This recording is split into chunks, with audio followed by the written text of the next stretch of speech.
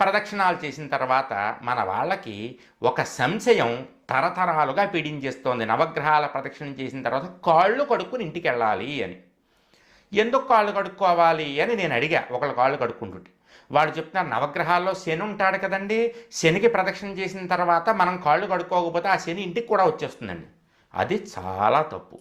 నవగ్రహాలలో ఉండేటటువంటి శని ఎటువంటి వాడో తెలుసా?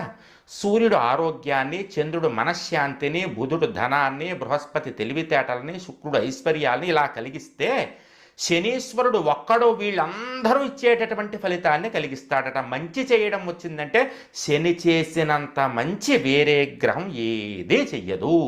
ఇందులో ఎటువంటి సందేహం లేదు. కాబట్టి శనీశ్వరుడు ఉన్నాడని చెప్పి కాళ్ళు కడుక్కోవాల్సిన అవసరం లేదు. 9 ప్రదక్షిణాలు చేసిన తర్వాత భక్తిగా నమస్కారం చేసుకుని కాళ్ళు కడుక్కోకుండా ఇంటికి వచ్చేసేయాలట.